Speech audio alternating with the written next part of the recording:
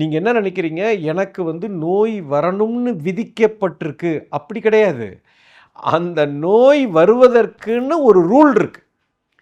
நோய் வராமல் இருக்கிறதுக்கு ஒரு ரூல் இருக்கு. அந்த ரூலை நீங்கள் ஃபாலோ பண்ணாதனால அந்த விதி வந்து வேலை செய்யுது. இப்போ இந்த உடம்புன்னு இருக்குது, இந்த உடம்புக்குன்னு ஒரு ஃபியூவல் போடணும். எப்படி பெட்ரோல் காரில் டீசல் போட்டால் கார் வீணாக போயிடும், டீசல் காரில் கெரோசின் ஊற்றுனீங்கன்னா வீணாக போயிடும். ஸோ எந்த காருக்கு எந்த ஃபியூவல் போடணுங்கிறது ஒரு ரூல், விதி.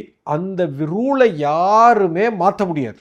You understand? நீ வந்து பெட்ரோல் காரில் கொண்டு போய் நான் டீசலை ஊற்றிட்டேன், என் கார் நின்று போச்சு, என் கார் நிற்கணும்னு தலையெழுத்து. அதனால் நிற்கணும்னு தலையெழுத்து கிடையாதுங்க. நீ விதியை மீறி இருக்க. அந்த காருக்கு பெட்ரோல் போடுற இடத்துல நீ டீசலை போட்ட, அதனால் உனக்கு அந்த கார் ரிப்பேர் ஆச்சு. அதே கதை தான் சார் இங்கேயும். மனித உடம்புக்குன்னு ஒரு சரியான உணவு இருக்குது, அதை எப்படி சாப்பிடணும்னு ஒரு விதி இருக்குது, எப்படி தூங்கணும்னு விதி இருக்குது, எப்படி நான் உடை உடுத்தணும்னு விதி இருக்குது, எப்படி குளிக்கணும், எப்படி சுவாசம் பண்ணணும், இது வந்து அன்றாட செய்ய வேண்டிய வேலைகளை எப்படி செய்யணும், இதுக்கு ஃபிசிக்கல் ஆக்டிவிட்டி எப்படி கொடுக்கணும், இது மாதிரி உடம்புக்குன்னு ஒரு 1000 சட்டம் இருக்கிறது. அந்த சட்டத்தை யாரும் மீறக்கூடாது. அதை மீறினால் உங்களுக்கு நோய் வரும்.